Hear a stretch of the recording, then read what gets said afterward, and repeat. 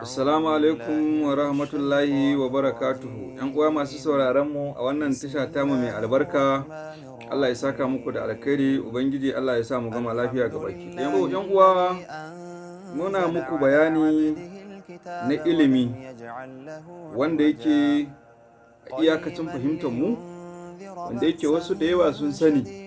Akwai littattafai na magabata, wannan abu ba ƙage ba ne. Ba bokanci bane ba kuma ƙarya bace. Duk wanda yake malamin ilimi ne mutafannin ya sani.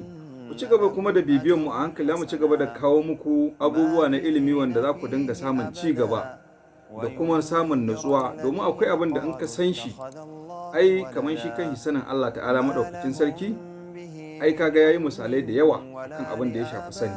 To saboda haka wannan bayani muna yin shi ne dangane da abin da ya shafi gidan tara. Wannan gidan tara idan fa aure ne bai da kyau, dangane da abin da ya shafi haɗi da ake na aure.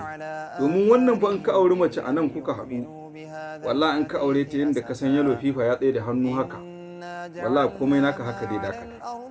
Sannan kuma wannan gida ne wanda yake idan za a yi wani haɗi kuma na arziki, shi ma idan kuka haɗu a nan, wallahi shagunan ka ko sun kai 100 sai sun dawo zero. Wancan ya kama da wuta, ana Allah ya kyauta ba a gama ba, wani guri na can gurin yaron shagon ya gudu, ba a gama ba, ka ji mota ka ta guri kaza ta faɗi, ba a gama ba, ka ji can gurin ga mataka ku fara rikici na tashin hankali. To dai wannan gida ne gaskiya mun gaya muku, shi kawai ma'auni ne kuma na'ura ce ta hangen nesa, kuma gida ne na tafiye-tafiye. Dama duk mun muku wannan bayani. To za mu ɗora daga inda muka tsaya. Sannan shi mai wannan burji dama mun gaya muku cewa masu waɗannan burji mutane ne waɗanda Allah ya musu baiwa. Cikin baiwar da Allah ya musu shine suna da haƙuri kuma suna da saurin fushi, amma an san yi fushin nan da nan za ka ga sun sauka. Za ku iya yin kace-kace da su yanzu, amma kafin minti 10 sai su iya ma magana. Su ba sa riƙon mutum a cikin zuciyarsu. Sannan kuma dangane da kasuwanci, mai wannan burji shi Leo, tauraron Shamas shine abokin arzikinsa, kuma idan ya haɗa abubuwa da mai wannan tauraro, to lalle Allah zai taimake shi kuma zai karɓi dukkanin wasu abubuwa da yake.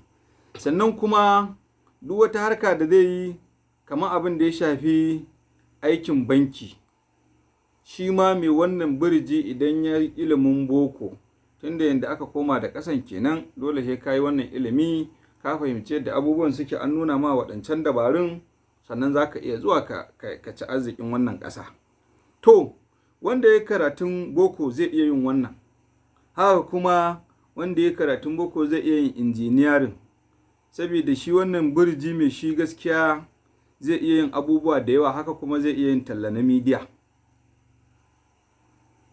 Sannan bayan talla na midiya da makamantansu, to yanzu da muka ce muku da makamantansu, za ka iya yin mamaki, sai ka iya cewa makamantansu kamar yaya. To ai ka san ana kamar yadda za ka ji an ce wasu wane ya kama da wane. To wannan ma in an ce talla na midiya, kaga na midiya, talla na midiya kowa ya san kala-kala ne. Akwai irin abubuwa da wasu suke yi na surakatai na ba gaira ba dalili, akwai kuma abubuwa na amfani. To bayan haka kuma akwai gidan rediyo.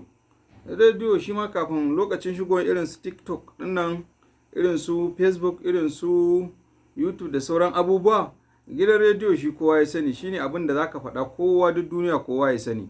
To kamar abin da ya shafi gidan rediyo, to haka kuma shi ma mai wannan burji zai iya yin sa. Sannan haka kuma bayan abin da suka shafi wannan, menene ake nufi ne da haka kuma saya da sayarwa. Saya da sayarwa ma mai wannan burji zai iya yin ta. Kamar misali, saya da sayarwa, kamar mutum ya siyo wani abu haka ya zo ya sayar a wani guri, amma an fi son su masu irin wannan in za su kar ya zama irin abu ne wanda za a dinga saya gutsi-gutsi. Abin da yadda za a kawo mahi a jimlance, sai ka saya kaman kai kuma ka dinga bada 'yan sari su haɗa ma kuɗin, to ba a asara kuma suna samu. Sannan bayan haka kuma suna da gaskiya. Idan za ku yi abu da su gaskiya, ba za su ha'ince ka ba, kuma ko da abin bai shafe su ba za su gaya ma gaskiya.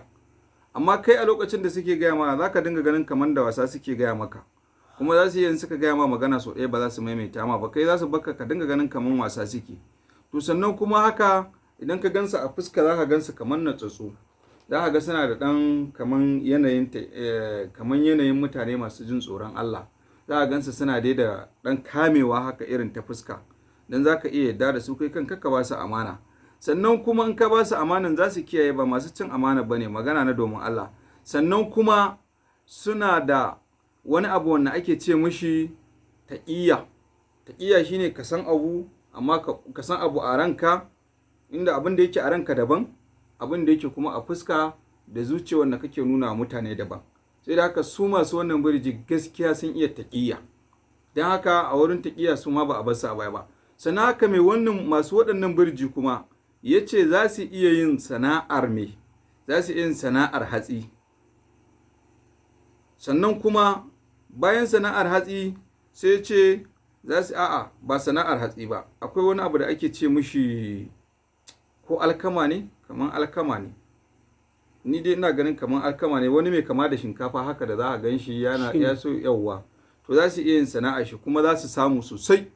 Sannan kuma haka dangane da abin da ya sami ya zama kamar za a iya gina shi, kamar wani guri da za a ce irin mutane waɗanda suke zuwa guri haka kamar taro, sai a sa su buɗe, akan ɗan ware wasu a ce su buɗe taro da addu'a, ko kuma su ɗan yin da wasu dai su ɗan zamanto dai kowa su mishi maraba da zuwa, yawwa MC.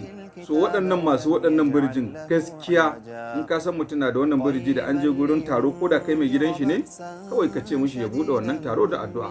Don haka gaskiya waɗannan fa akwai abubuwa da yawa fa ga sanan za mu ta fito da su dangane da abin da ya shafi wannan birji.